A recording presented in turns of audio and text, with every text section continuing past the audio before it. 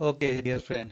ऐसे तो वीडियो बहुत सारे यूट्यूब पे आपको सर्च करने में मिल जाएंगे जिसमें हिंदू एडिटोरियल का एनालिसिस चलता रहता है।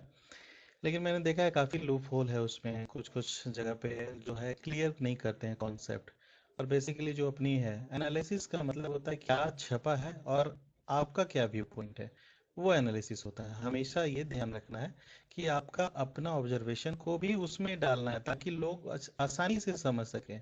जो हमें क्या करना है, यूपीएससी वालों के लिए सबसे बड़ी बात है कि वो हर एक इवेंट को अच्छी तरह से समझ पाए, तभी एनालिसिस जो है कंप्लीट होगा। तो ये मेरा पहला वीडियो है, मैं फर्स्ट टाइम एनालिसिस कर रहा हूँ। अगर आपको अच्छा लगेगा तो चैनल को सब्सक्राइब कीजिएगा, लाइक कीजिएगा, शेयर कीजिएगा, ताकि फिर से मैं जो है नेक्स्ट एनालिसिस भी आपके लिए कर सकूं। तो देखिए दोस्तों, मैं स्टार्ट करता हूं। ये आज 22 जुलाई का एडिटोरियल है जिसमें बेसिकली बहुत सारे न्यूज़ खबर हैं। मैंने तीन का किया है, एक तो ऑन द लूज और कॉस्ट ऑप्टिमिज्म और the main plank in counter China policy. तो ये तीन पॉइंट को मैंने हाईलाइट किया है। तो सबसे पहले जो है उसको हम आ जाते हैं देखने के लिए। जो है पहला, तो पहले वाले में जो है हम उसको हाईलाइट कर रहे हैं जो आपके ऑन द लूज का है, जिसमें वेस्ट बंगाल, इसमें टॉपिक है in the West Bengal the governor must not stray from his constitutional mandate.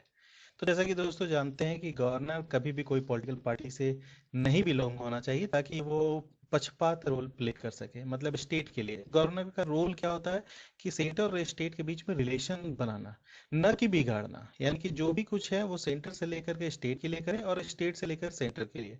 तो वो दोनों तरफ, दोनों के तरफ की पक्ष की बात को जो है वो सुलझाए, न कि बिगाड़े।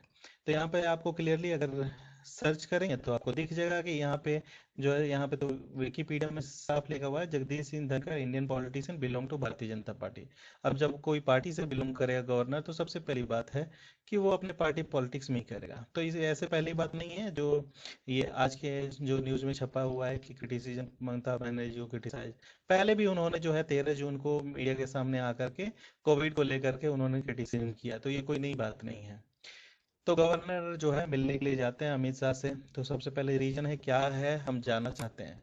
तो सबसे पहली बात है जो अगेंस्ट ममता बनर्जी गवर्नमेंट। आपको सिंपल सी बात है, तृणमूल गवर्नमेंट और दोनों के बीच में हमेशा से झगड़ा चलता रहा है। तो यहाँ पे जाने का मतलब है कि जितने भी ममता बनर्जी का है क्रिटिसाइज कर सके, वो हमेशा से करते आए हैं। इसी के कारण कलकत्ता को बहुत समय जो है फंड भी नहीं मिलता है, रोका भी जाता है। तो यहाँ पे हमें पॉइंट देना है कि ये जो मिलने के लिए गए हैं, उन्होंने यहाँ पे हिंदू ने मेंशन किया है कि दे meet on the region, but before the meeting he had said it was a part of duty to preserve, protect and defend the constitution under article 159। तो यहाँ पे जो इन्होंने क्रिटिसिज्म मिलने के जो पर्पस है उन्होंने रखा है कि rampant corruption, nepotism, alarming Covid 19 situation and worse and dangerously deteriorating law and order situation. मतलब सब कुछ बिगड़ा हुआ है, वेस्ट बंगाल में कुछ भी ढंग से काम नहीं कर रहा है। और रीजन दिया 159। तो 159 क्या है दोस्तों, पहले तो हम देख लेते हैं। ये पार्ट 4 का है। पार्ट 4 में जिसमें लिखा हुआ है oath and affirmation by the governor. Governor की क्या रिस्पॉन्सिबिलिटी है 159 में क्लियरली मेंशन किया है। तो ये शुरू से लेकर के हम नहीं डील करेंगे, लास्ट पॉइंट जो है वो सिंपल में आ जाते हैं। यहाँ पे है swear in the name of God solemnly affirm. क्या करते हैं, अफर्म करते हैं कि ये जो भी करेंगे तो discharge the function of governor in the name of the state, यहाँ पे स्टेट रहेगा, ठीक है, and will be the best my ability preserve, protect, defend constitution of the law and I will devote my self the service well being of the people. ठीक है, यहाँ पे फिर नेम ऑफ द स्टेट आ जाएगा। तो यहाँ पे इनको सर्विस देना है, तो इन्होंने अच्छे खासा डिफेंड किया कि हाँ सर्विस जो है लोगों को बचाने के लिए वो मिलने के लिए अमित शाह के पास गए हैं। तो उन्होंने नेक्स्ट जो पैराग्राफ में लिखा हुआ है beside his incident war nerves with Mamata Banerjee, ऐसा नहीं है कि पहले नहीं हुआ, इसके पहले भी वो लिखे हैं कि यहाँ पे कॉन्फ्रंटेशन विद वाइस चांसलर के साथ स्टूडेंट और तृणमूल कांग्रेस के लीडर के साथ हो चुका है। तो गूगल पे आप सर्च करें तो देखेंगे जादवपुर यूनिवर्सिटी में भी गवर्नर को ब्लॉकेट किया है। उसके बाद कलकत्ता यूनिवर्सिटी में, तो उनका कोई इमेज वैसा कुछ बंगाल में है नहीं, पावरफुल पर्सन होने के बावजूद भी कोई रोल प्ले नहीं कर पा रहा है। तो उनका मिलना वाजिब है अमित शाह से, क्योंकि अमित शाह के बहुत सारे एक्सपेक्टेशन है। क्या एक्सपेक्टेशन है कि आप जानते हैं कि अगले साल जो है वहां पे इलेक्शन होने वाला है।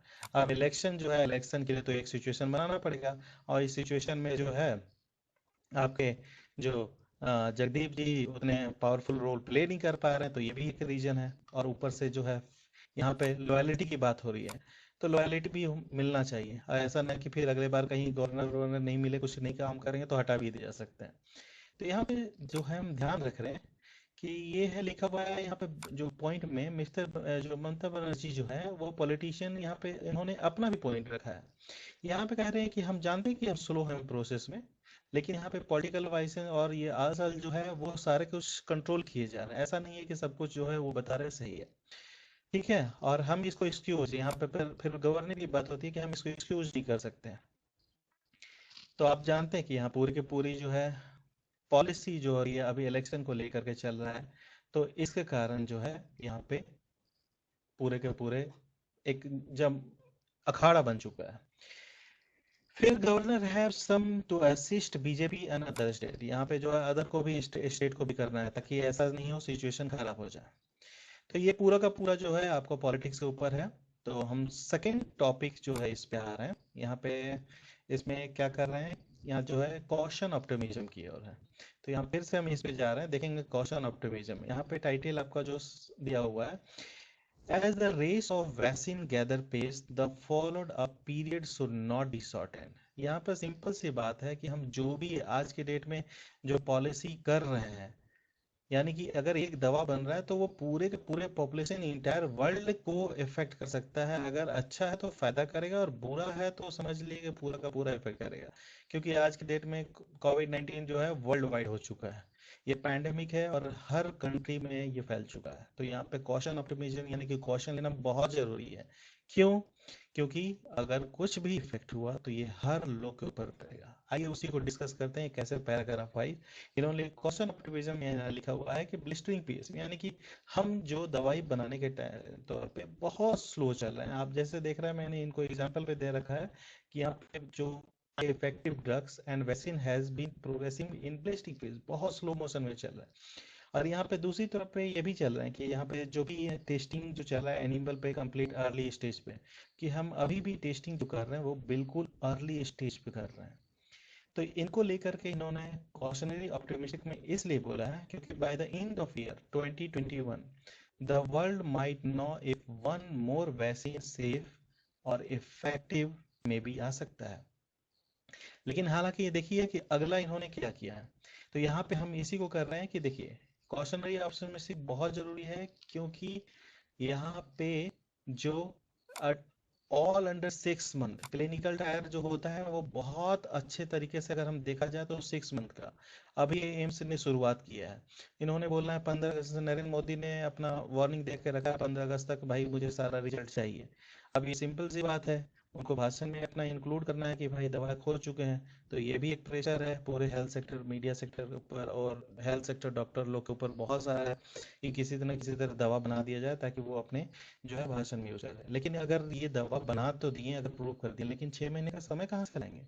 6 महीने का समय जो है ट्रायल होता है उस पर वो हर एक फेज को चेक करेंगे कि हाँ ये इफेक्ट साइड इफेक्ट है कि नहीं। तो ये बहुत मुश्किल है, इसलिए कॉशनरी ऑप्टिमिस्टिक में इन्होंने कहा है कि मे बी अभी जो हम कुछ डेवलप कर रहे हैं उसके बाद में नेक्स्ट ईयर में कुछ और भी इफेक्टिव वैक्सीन आ सकते हैं, और वो भी हो सकता है सेफ हो, इफेक्टिव हो, और vaccine might be even become available. अभी तो जान रहे हैं कि अभी क्या हो रहा है महाराष्ट्र में, कहीं कहीं पे जो है और हैदराबाद में कुछ कुछ दवाइयाँ मिल रही हैं जो कि 3 से 4 4 लाख रुपए की है। तो वो इतने इजी अवेलेबल भी नहीं है। अब ये इन्होंने कॉशनरी ऑप्टिमिस्टिक में पहले का क्या बोल रखा है कि इन्होंने बता रखा है कि अर्लियर आउटब्रेक इबोला और जो है H1N1 जो है उनका भी बताया कि ये जो आउटब्रेक हुआ था 2014 में। तो इसमें देखिए यहाँ पर research and animal studies have been conducted prior the outbreak, पहले इन्होंने किया है इस पे जो है। उसके बाद in the H1N1 vaccine well develop influenza based technology enable quick development but not before the pandemic peak. ठीक है, तो ये पीक होने से पहले उन्होंने कर दिया। लेकिन अभी का यहाँ पे बोला, but in the case of novel corona virus 24 candidate vaccine are already in clinical evolution, मतलब ये इवेल्युएशन का फेज में ही है। अभी अभी हम नहीं बोल सकते कि हो चुका है। और अनदर में 142 are in pre clinical evolution stage, यानी कि अभी भी वो चल रहे हैं, हम देख रहे हैं कि वो कर सकते हैं कि नहीं। इसी बीच में ऑक्सफोर्ड यूनिवर्सिटी जो है वो वैक्सीन के बारे में एक अपना न्यूज़ दे सकती है, दिया है उन्होंने कि उनके जो उन्होंने भी किया है, जो adenovirus has been found to be safe and immunologic, यानी कि एक सबसे पहली बात है ये सेफ है और इम्यूनोलॉजिक है। यानी कि अभी फेज जो है उनका फर्स्ट एंड सेकेंड ट्रायल चल रहा है, थर्ड फेज अभी भी अंडर वे में है। यानी कि 3 फेज से जो गुजरना होता है फर्स्ट सेकेंड चल रहा है, तो अभी तक उनका कोई साइड इफेक्ट नहीं आया है, तो इसलिए ये सेफ कहा गया है। उसके बाद देखिए ये जो है यूएस की कंपनी है, जो ये NIAID जो है, national institute of allergy and infection disease, इन्होंने भी अपना जो है ट्रायल स्टार्ट कर दिया है। तो इन्होंने भी वैक्सीन जो है वो बनाया है RNA प्लेटफॉर्म पे, A3 जो third trial to be begin later in this month, यानी कि इस थर्ड ट्रायल का फेज में भी है। यानी कि हर जगह देख रहे हैं कि कुछ ना कुछ इन्फॉर्मेशन चल रहा है। बट यहाँ पे इन्होंने ये कर रखा है कि यहाँ RNA platform is safe and immunogenic in the phase 1 and 2। अभी इनका 2 ट्रायल में अभी तक सेफ हो चुका है, लेकिन थर्ड ट्रायल अभी होना बाकी है। और ये साथ ही इन्होंने ये भी कहा है 2 Indian companies to have begun human clinical trials, there is this cause of cheer. यानी कि यहाँ पे साथ में अगर वो यूएस में कर रहे हैं तो यहाँ पे भी सिचुएशन कॉन्टिनेंट वाइज हर जगह का जो सिचुएशन डिफरेंट होता है। अगर यहाँ पे देख रहे हैं कि रिकवरी रेट ज़्यादा है और यूएस में कम है, और इटली में कम है या अदर कोई कंट्री में कम है, तो वो कॉन्टिनेंट वाइज उनके पे भी चलता है, हमारे खान पान के तरीकों पे भी डिपेंड करता है। जैसे देखेंगे कि कर्नाटका का रिकवरी रेट बहुत डाउन है, अभी उन्होंने रिकवरी रेट आज का शो किया तो जिसमें सबसे बेस्ट जो है दिल्ली का है, तो वो अभी कंडीशन है वहाँ के हेल्थ और एडोमेरस की जो है नेक्स्ट पैराग्राफ में इन्होंने कहा कि there is overwhelming evidence that protection of herd immunity can be achieve only through vaccination. यहाँ पे इन्होंने क्लियर कर दिया कि अगर हम इम्यून सिस्टम को हम स्ट्रॉन्ग कर सकते हैं तो वैक्सीन के थ्रू ही कर सकते हैं, और दूसरे थ्रू से नहीं। चाइना का यहाँ पे जो इनिशिएटिव दिखा रहा है कि चाइना ने अपना एडनोवायरस जो है वो इवोल्यूशन में फॉर्म किया है, और उसको जून जो है ऑन 25 जून से इन्होंने अप्रूव भी कर लिया, और मिलिट्री पे जो है चल भी रहा। वो 1 साल तक इसको देखेंगे मिलिट्री पे यूज करके कैसा है। और उसके बाद the approval was based on the limited safety, ठीक है, यहाँ लिमिटेड सेफ्टी इन्होंने मेंशन कर रखा है, and efficiency result from the phase 1 and phase 2 trial. The phase third trial for vaccine effectively and safety is yet to begin. यानी कि वहां पे भी फर्स्ट एंड सेकंड हो चुका है, लेकिन थर्ड के लिए तो वो अपनी जो है मिलिट्री पे ही ट्राई कर रहा है। वर्स्ट पास्ट एक्सपीरियंस क्या है, जो पूरा टाइटल इसी लास्ट पैराग्राफ पे है, डिपेंडेंट करता है, कॉशन ऑप्टिमिज्म। इसलिए वर्स्ट पास यानी हम पहले भी कर चुके हैं सार्स और मर्स का जो है हम वैक्सीन इन्होंने फॉर्म किया, लेकिन क्या हुआ उसके डोज लेने के बाद जो है लंग डिसीजेस होने लगा। तो लंग डिजीज क्या हो रहा है, जल्दबाजी में हम कोई भी वैक्सीन तो निकाल देंगे, लेकिन उसके साइड इफेक्ट को अगर इग्नोर कर देंगे तो वो हमारे लिए और बड़ा प्रॉब्लमेटिक बन जाएगा। इसलिए इन्होंने कहा है कि हमें पूरा अच्छी तरह से कंपल्सन और रेगुलरली मॉनिटर सेफ्टी जो है वो हमें फॉलो करना है। Profiles of candidate vaccines can not be over emphasised, यानी क्लियर यहाँ पे सबसे पहले बोल रहे हैं कि एसलेट कीजिए क्लिनिकल ट्रायल को, और बहुत अच्छे यहाँ पे rely on the shortening follow up period by passing clinical trials in testing, but put place protocol that allow the trial to seamlessly graduate from one phase to another। यानी कि एक जो फेज है उससे दूसरे फेज में जाने के लिए पूरे प्रॉपर गाइडलाइंस हर चीज को यहाँ पे देखा जाए, तो इसी तरह हम क्या करेंगे जो है हम आउटकम को अब अचीव कर पाएंगे, अदरवाइज नहीं। सो लास्ट टॉपिक हम देखने जा रहे हैं जो है आज का हमारा मेन एडिटोरियल पेज का जो मेन आर्टिकल है, उसका टाइटल है the main tank in counter China policy. तो चाइना के साथ तो हमारा शुरू से ही हमेशा चल रहा है, आप जानते हैं कि जब से इंडिया इंडिपेंडेंस हुआ तब से हम लोगों ने वार पे वार चाइना के साथ जो है झेलते रहे हैं। 60 to 67 there are so many wars हम लोग ने झेल रखा है। तो ये आर्टिकल हमारे जो है MK नारायण जी ने लिखा है, वो पहले फॉर्मर नेशनल सिक्योरिटी और फॉर्मर गवर्नर जो वेस्ट बंगाल के भी रह चुके हैं। तो इनका फोटो मैंने यहाँ क्लियर कर दिया ताकि आप आसानी से इनको पहचान भी चुके। तो MK नारायण जी का क्या क्या पॉइंट ऑफ व्यू है, तो आप देखेंगे इस आर्टिकल में इन्होंने जो है क्लियरली मेंशन किया है trying to make sense of Beijing action. यानी चाइना क्या एक्शन ले रहा है, इस बीजिंग एक्शन इज क्रिटिकल, यानी कि उसको क्रिटिसाइज किया है। और दूसरे साइड में क्या किया है, and India must use the subtle tools, यानी कि हमारे पास सिर्फ आर्मी के अलावा भी बहुत सारे टूल्स हैं जो हम शुरू से यूज करते आए हैं, तो वही चीज को इन्होंने हम यूज करने के लिए बताया। तो फोकस पॉइंट क्या है, पॉइंट जो हाईलाइटेड किया गया है वो चाइना है। China objective, raise the division, go on diplomatic offensive, its peace versus aggression and united face। तो ये इन्होंने 5 पॉइंट जो है इन्होंने डिस्कस किया है। तो हम लोग one by one easy way में बहुत डिस्कस करते हैं। तो सबसे पहला जो है हम देख लेते हैं, यहाँ पे हमारा जो है फर्स्ट पैराग्राफ में इन्होंने मेंशन किया है जो डिस्कस जो है चाइना इंडिया जो है border in Ladakh region still tense. यानी कि अभी सिचुएशन नॉर्मल नहीं हुआ है, अभी टेंस है। 14 जुलाई को एक बार प्रोग्रेस स्टॉप हुआ, लेकिन वो डिसएंगेजमेंट और डीएस्केलेशन को लेकर, लेकिन अभी भी सिचुएशन टेंस बना हुआ है। यहाँ पे बोथ साइड जो है एलओसी पे अभी पूरा का पूरा सिचुएशन इंडिया साइड से भी और चाइना साइड से भी है। तो यहाँ चाइना साइड से उन्होंने लिखा है कि अवॉइड डिफरेंस बिकमिंग डिस्प्यूट्स। तो चाइना की क्या पॉलिसी है, क्यों एकाएक उन्होंने सडन इनिशिएटिव लिया? तो आप जानते हैं कि चाइना में और क्या हो रहा है कि अभी भी वहाँ कोविड को लेकर के और वहाँ हांगकांग को लेकर के बहुत सारे प्रोटेस्ट हो रहे हैं। तो लोगों का ध्यान कैसे डाइवर्ट किया जाए ये भी इम्पोर्टेंट है, क्योंकि लोग भी मारे जा रहे हैं। वहाँ चाइनीज मीडिया को अलाउ नहीं है, जैसे इंडिया मीडिया में अलाउ नहीं है। पहले हम देख रहे थे कि डे टू डे अपडेट आ रहा था, लेकिन अभी यहाँ पे अपडेट उतने नहीं आ रहे हैं। जो भी है गवर्नमेंट एजेंसी वही अपडेट कर रही है। तो उसी तरह चाइना में भी कोई अपडेट नहीं दिया जा रहा है। चाइना का सबसे पॉलिसी है जो भी कंट्रोल है गवर्नमेंट कर रही है। लोगों को मारे जा रहे हैं, उनके कारण वहां पे इंटरनल सिचुएशन खराब है, तो सभी लोगों का अट्रैक्शन जो है बॉर्डर की तरफ खींचा जाए ताकि सिंपैथी जो है स्टेट गेन्स कर सके। तो यही उनका ऑब्जेक्टिव है चाइना, इसके कारण जो है वॉर केस या फिर बॉर्डर डिस्प्यूट कर रहे हैं। तो दोस्तों हम सबसे पहले जो है फर्स्ट पॉलिसी पे हम यहाँ पे फोकस कर रहे हैं कि आज फर्स्ट पॉलिसी में क्या क्या इन्होंने डिस्कस किया है। यहाँ पे इन्होंने चाइना ऑब्जेक्टिव कर रखा है managing the ground situation to its advantage, वो अपने एडवांटेज में कर रहे हैं। तो यहाँ 2 पॉइंट है। एलओसी जानते हैं, लाइन ऑफ जो है कंट्रोल है, लेकिन यहाँ पे the line of actual control की बात कर रहे हैं। Bring the about the realisation of the line of actual control, जो कि इसलिए कर रहे हैं ताकि जो सिचुएशन है वो उनकी तरफ उनकी साइड से ज्यादा हो रहा है, जो चाइना की तरफ से। Buffer zone have been accepted, यानी यहाँ पे ये कह रहे हैं, जो इनका पॉइंट ऑफ व्यू है कि एक बफर जोन डिक्लेयर किया जाए कि दोनों के दोनों अपने पीछे चले जाएं, कोई नहीं इन्वॉल्व करे, और यही बेस्ट सोल्यूशन है। तो यहाँ पे कह रहे हैं कि यहाँ पे जैसे कि चाइना हमेशा से किया, और चाइना अगर इसको सक्सीड कर देता है तो ये ध्यान रखिएगा कि चाइना है ये आपका इसका पहला मौका होगा जो कि आपका वेस्ट साइड में अपना फुट होल्ड, अपना जो कोंग का पास में एक फुट होल्ड बनाने का एक अपना दिपत साइड कर लें। इसलिए इंडिया भी साइलेंट नहीं रह सकता है। चाइना का अभी तक जो है क्लियर ऑब्जेक्टिव नहीं हुआ है। हमेशा से हम लोग जो है जो तवांग को भी लेकर के बैठक हुआ है, जो असम को अरुणाचल प्रदेश को लेकर के उनका बहुत सारे क्लेम है, वो भी है, क्लियर ऑब्जेक्टिव नहीं हुआ है। तो हमारे बॉर्डर डिस्प्यूट आज नहीं, बहुत लंबा बॉर्डर डिस्प्यूट बहुत समय से चल रहा है, उनके कोई भी ऑब्जेक्टिव क्लियर नहीं होते हैं। तो यहाँ पे इन्होंने 1993, 1996, 2005 के बॉर्डर जो एग्रीमेंट्स को वो दिखाते हैं कि वो एग्रीमेंट होने के बावजूद भी जो है चाइना एग्रेशन कर रहा है।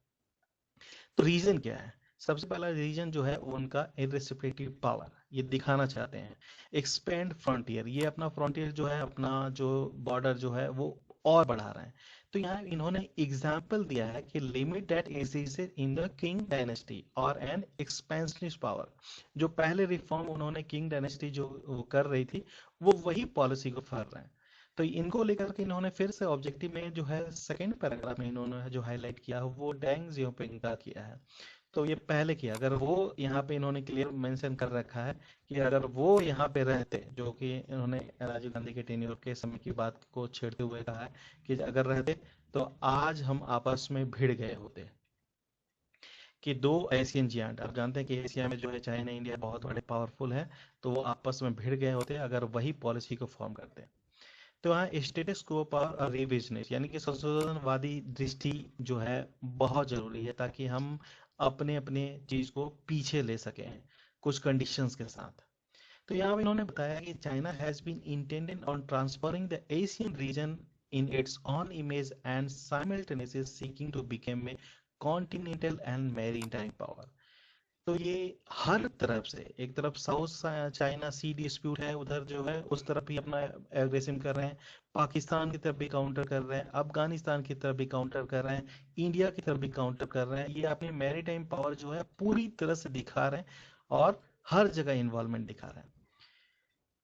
इनका जो टॉपिक है आपका राष्ट्र डिवीजन, इसमें उन्होंने क्लियरली हाईलाइट किया है क्या क्लियर किया है कि चाइना जो है बहुत सातरली, यानी कि चूहे की तरह जो कुतर रही है हमारी टेरिटरी जो इंडिया की है, और हम अगर रिस्पॉन्स नहीं ले रहे हैं तो उसके कारण जो है एक वो सक्सेसफुली भी उनको ले रही है। लेकिन यहाँ पे दूसरे लाइन में उन्होंने जो है बहुत क्लियरली मेंशन किया कि China is preparing for a conflict, वो चाहता है कि कॉन्फ्लिक्ट हो over territory. If India will not extend it will be consider as a victory. अगर इंडिया नहीं लेंगे, क्योंकि हम देख रहे हैं यहाँ कंपेयर मैंने इसलिए सामने आपके रख चुका है इंडिया को यहाँ पर कर रखा है, मैं चाइना को कंपेयर करके दिखा। तो आप देखेंगे कि चाइना और इंडिया का अगर मिलिट्री को कंपेयर करेंगे तो चाइना कहीं ज़्यादा है। टैंक 7,000 कंपेयर टू 4,000, यहाँ पे आर्टिलरी देखेंगे 12,000, 10,000, हेलीकॉप्टर की संख्या में हमसे डबल है, सब मरीन की संख्या में हम 16 हैं तो कहीं ज़्यादा वो 71 है। डिस्ट्रॉयर उनका हमारे पास 10 है तो उनके पास 13 है। अगर डिफिनेशन देखेंगे तो देखिए कि एम्फीबियस जो हमारे पास जो नाविक जहाज है उनके पास 239 है, हमारे पास मात्र 17 है। कॉम्बैट एयरक्राफ्ट में भी हम बहुत कम है, सिर्फ 26 है 311। यानी कि सिंपल सी बात है कि अगर मिलिट्री टाइम देखा जाए तो हम पॉपुलेशन वाइज देखिए न मिलिट्री में हम स्ट्रांग है, न हमारे पास आर्टिलरी आर्म्स में भी। चाइना का सिचुएशन बाहर कर देखेंगे कि ये एक्सपेंडिचर भी चाइना बहुत ज़्यादा एक्सपेंड कर सकती है, एक्सपेंडिचर करती है, तो हम उसको भी इग्नोर नहीं कर सकते। ये आर्टिकल आपको क्लियरली, ये जो ग्राफ है जो आपका उसी के पे यहाँ पे अदर सोर्स है मिलिट्री बैलेंस सिपरी का, तो सिपरी का डाटा आप जानते हैं कि पूरा जेन्युइन रहता है मिलिट्री का। तो इसके क्लियरली ऑब्जेक्टिव है कि वो कहीं ज़्यादा पावरफुल है, एयरफोर्स के मामले में, स्ट्रेटेजिक फोर्स के मामले में, हर जगह से। तो यहाँ पे इन्होंने क्या कहा है, China here far more than stockpiling of the state of the art weapon. ठीक है, इसलिए उनकी हम पॉलिसीज बहुत सारे हैं, 2025 कुछ गोल है, 2035 कुछ गोल है जो लोग इग्नोर नहीं कर सकते हैं। उसके कारण जो है वो जरूरत से ज्यादा इंटरफेरेंस कर रही है साउथ एशियन कंट्री में, अपना इन्वॉल्वमेंट शो कर सके। अभी देखेंगे कि बांग्लादेश के साथ उन्होंने ट्रेड रिलेशनशिप किया जिसमें 97% जो है फ्री ट्रेड एग्रीमेंट हुआ है। यानी कि 97% गुड्स जो है फ्री, वो हमारे लिए बहुत नुकसानदेह होगा, क्योंकि बांग्लादेश को हम हमेशा से जो है इकोनॉमिक एड देते हुए हैं। अगर एकाएक अगर चाइना की तरफ उनकी जो पॉलिसी जाएगी तो वो हमारे लिए, हाँ, अभी के साथ एंटी चल रही है। तो अगर धीरे धीरे चाइना हर जगह अपना आधिपत्य जमा करेंगे तो फिर हम कहाँ पे होंगे। हमारा यूएन में भी चल रहा है कि यूएन सिक्योरिटी काउंसिल में सीट को जो गेन करने के लिए जो फाइट चल रहा है, और परमानेंट जो सीट को इंक्रीज करने के लिए, तो हम हर जगह पे फेल हो जाएंगे। इसके कारण जो है चाइना का देखेंगे कि आपका मालदीव में भी पहले था, लेकिन हालांकि अभी न्यू रिजीम जो चेंज हुआ मोहम्मद आने से जो है हमारे फेवर में हो गया। लेकिन अभी श्रीलंका में उनका अभी भी उनके अंदर में जो है कंस्ट्रक्शन चल रहा है उनके पोर्ट का। तो यहाँ पे देखेंगे हर जगह इन्वॉल्वमेंट चाइना जो है वो अपनी तरह से इसे कर रही है। हम कैसे कम कर सकते हैं, तो हम मिलिट्री वाइज तो कम नहीं कर सकते हैं, तो हमें दूसरा ऑप्शन लेना पड़ेगा। तो यहाँ इन्होंने क्लियर किया है, इसलिए तो यहाँ पे जो है हम undue sensitivity domestic policy in the situation such as we currently face in Ladakh, जो लद्दाख में सिचुएशन अभी फेस कर रहे हैं वो दोबारा और न कर सकें। तो यहाँ पे देखिए दोस्तों, उन्होंने क्या है, गो ऑन डिप्लोमेटिक ऑफेंसिव। हमारे पास जो एकमात्र जो रामबाण है वो है डिप्लोमेटिक ऑफेंसिव। डिप्लोमेटिक ऑफेंसिव की बात क्या है कि हम India must go back to drawing board and consider what are the subtler tool. यानी कि हमारे पास जो अदर टूल जो है, आपका टाइटल में देखिए इन्होंने यही टूल को मेंशन कर रखा है। अब सबटर टूल में जो है हमारे पास डिप्लोमेटिक रिलेशनशिप है जो कि ज्यादा पावरफुल है। हमारा रिस्पेक्ट चाइना के मुकाबले पूरे वर्ल्ड में कहीं ज्यादा है, क्योंकि हम पीसफुल इनिशिएटिव करते हैं। तो यही जो है आपका जो अनिवार्य रूप पे हमारा एक है जो नेशन बिल्डिंग में हम अप्रोच कर सकते हैं। आप देखेंगे कि पहले पाकिस्तान जो है वो अफगानिस्तान यूथ को हम जो अब में भेजते मुंबई में भेजते थे अटैक करने के लिए। लेकिन अब सिचुएशन ऐसा नहीं है, यूथ नहीं करते हैं। क्यों? क्योंकि हम लोग नेशन बिल्डिंग अप्रोच करके जो वहाँ पे हॉस्पिटल बना है, वहाँ पे पार्लियामेंट बना है, वहाँ स्कूल बना है, हर साल जो है मोर देन, देखिए 2 बिलियन मोर देन जहाँ हम उन्हें एक्सपीरियंस कर चुके हैं वहाँ के youth को ट्रेन करने के लिए। हर साल हजारों लोग यहाँ पे आते हैं स्टूडेंट करके, और वो वही जा करके वहाँ पे वो अच्छा काम बताते हैं, जिसके कारण अब इंडिया के अगेंस्ट में जो है मिलिट्री ऑपरेशन अफगानिस्तान से तो नहीं किया जा सकता है। तो ये सिचुएशन है। अब पाकिस्तान का नया पॉलिसी है कि अब जम्मू कश्मीर के ही यूथ को ही ट्रेन करके फिर वहां पे किया जाए। अनएम्प्लॉयमेंट ज़्यादा है, तो उसके कारण वो पॉलिसी अपना रहे हैं। तो बहुत सारे डिफरेंट डिफरेंट है, वो हम लोग यहाँ नहीं डील करेंगे, लेकिन यहाँ पे डिप्लोमेटिक जो है ऑफेंसिव की बात कर रहे हैं, क्योंकि हमारा इमेज जो है वो सभी जगह बहुत अच्छा है कंपेयर टू चाइना। तो यहाँ पे इन्होंने बताया डिप्लोमेटिक ऑफेंसिव में कि India is right and China is wrong. हम बता सकते हैं अगर हम यूज करें ministry of central government, business leader, interpersonal standing, ये सब अगर टूल यूज करते हैं तो India is peaceful intention vis China expansionist. China का हमेशा से एक्सपेंशनिस्ट रहा है। वो जो भी अफ्रीका कंट्री में अपना जो लोन दिया है या श्रीलंका, तो अगर पूरा नहीं कर पाते तो उसको लैंड को ऑक्युपाई करने की कोशिश करते हैं या फिर पोर्ट को ऑक्युपाई करना प्रयोग करते हैं। इसी के कारण कि सबसे बड़ा जो कॉन्ट्रैक्ट था अभी इंडिया, चाइना और पाकिस्तान का जो वो लेकर के था, वो कॉन्ट्रैक्ट खत्म हो चुका है। अदर साइड देखेंगे, countering China moves to buy influence with the no. तो यहाँ पे एक तो नॉन अलाइनमेंट बात की बात नहीं कर रहे हैं कि नॉन अलाइनमेंट मूवमेंट भी नहीं सक्सेसफुल है। क्यों? क्योंकि नॉन अलाइनमेंट में हमने कहा था नो कैपिटलिस्ट नो कम्युनिस्ट, यहाँ पे नहीं ऐसा है। हमें इन्वॉल्व करना पड़ेगा, क्योंकि आज यूएस भी बहुत सारे स्पेसेस पे जो है साउथ चाइना डिस्प्यूट को अभी रिसेंटली 2 दिन पहले उन्होंने कहा कि ये वहाँ पे जो चाइना ने कंट्रोल कर रखा है वो अच्छा नहीं है और उस पर एक्शन लेना चाहिए। तो इस बात पे हम देखेंगे कि तो हमारे पास जो है हम बहुत सारे ऑप्शंस हैं।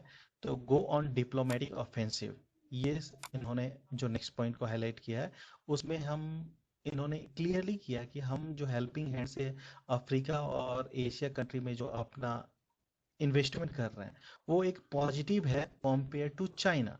क्योंकि चाइना जो है वो एक्सपेंशनिस्ट के रूप में कर रहा है, और इससे जो है यूनाइटेड जो है अनटाइड एड, अब वो नहीं बोल सकते हैं अदर कंट्री, क्योंकि हमेशा से जो हमारे नेबर कंट्री हुए अफ्रीका एशिया का जो कंट्री है, वो जानते हैं कि जो भी चीज़ है वो बहुत इंडिया के इसके साथ रिलेशनशिप से क्वाइट पॉसिबल है कि लॉन्ग टर्म बायलेटरल रिलेशनशिप बना सकें कंपेयर टू चाइना।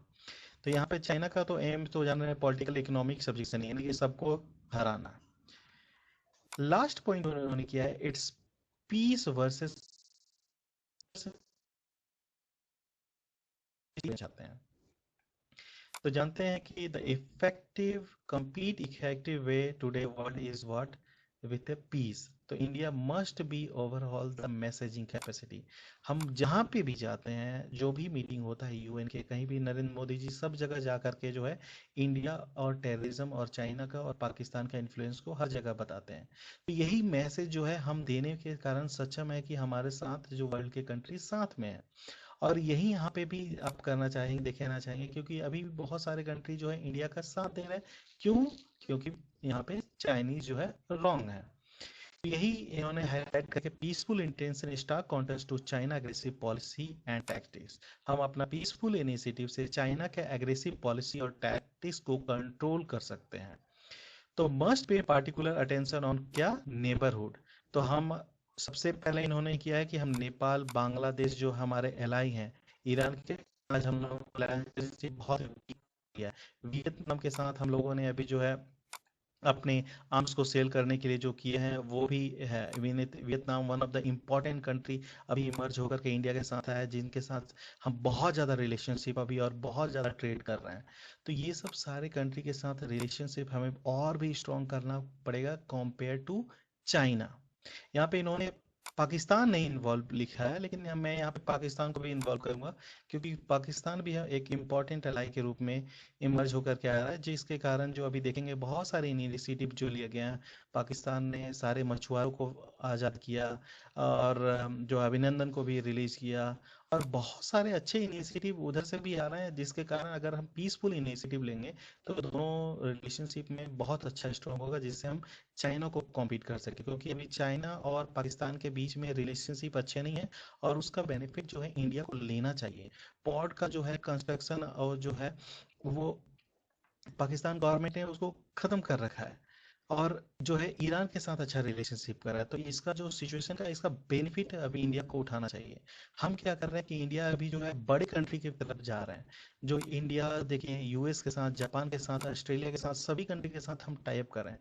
तो हम यहाँ पे इन्होंने सिंपल फोकस किया है कि नेबर और बड़े कंट्री के साथ रिलेशनशिप के कारण ही अगर हम उनको, चाइना को कम्पीट कर सकते हैं, कंट्रोल कर सकते हैं विथ पीसफुल इनिशिएटिव।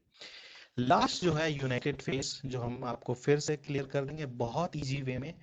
इंडिया हमेशा से पीसफुल कंट्री के रूप में माना गया है। आपका आप पूरी हिस्ट्री देखेंगे तो हमेशा से बाहर के लोगों ने अटैक किया, लेकिन इंडिया ने जो है अटैक नहीं किया बाहर में। तो यही हमारा जो है, यहाँ पे बहुत सारे रिलीजन है और आपके डिफरेंट डिफरेंट रिलीजन है जिसमें डाइवर्सिटी है। और इन्होंने लास्ट पॉइंट में यही किया कि हमारा डाइवर्सिटी ही यूनिटी है, वही हमारा स्ट्रेंथ है, वही हमारा जो है स्ट्रांग पॉइंट है।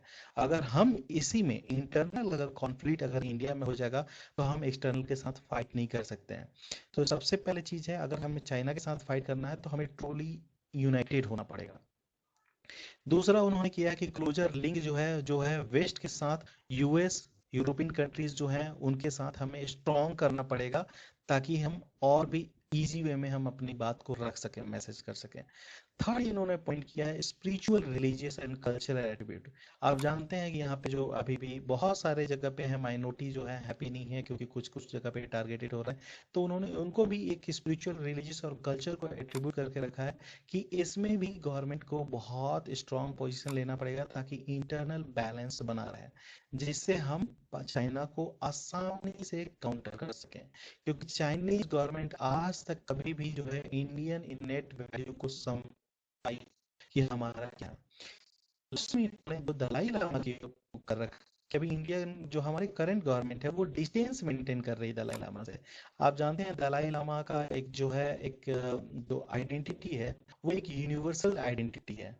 कोई भी से कहीं पे भी विदाउट विदाउट जा सकता है, इतना पीसफुल रिलीजन जो है उनका। तो वो हम उस पॉइंट पे हम डिफेंस करेंगे तो हम यूनिवर्सल जो है एक्शन भी नहीं कर पाएंगे। यहाँ पे पीपल बस के अटैक्ट है, तो उनका सिंबल सिंबल ऑफ क्या है, होप। तो तो यहाँ पे इन्होंने एक चीज़ बात की है कि दलाई लामा को बहुत अच्छे तरीके से ट्रीटमेंट करके जो है हम चाइना को काउंटर कर सकते हैं है। और लास्ट लास्ट तक उन्होंने प्रोपेटिंग हिमालय बुद्धिज्म को, जो बुद्धिज्म कल्चर को फॉलो और भी बढ़ावा देने के लिए जो किया है, जो हमेशा से चाइना काउंटर करना चाहता है हमारी बुद्धिज्म पॉलिसी को। तो इन्होंने लास्ट किया है। तो आप सपोर्ट किया हो, अगर आपको इंग्लिश में एनालिसिस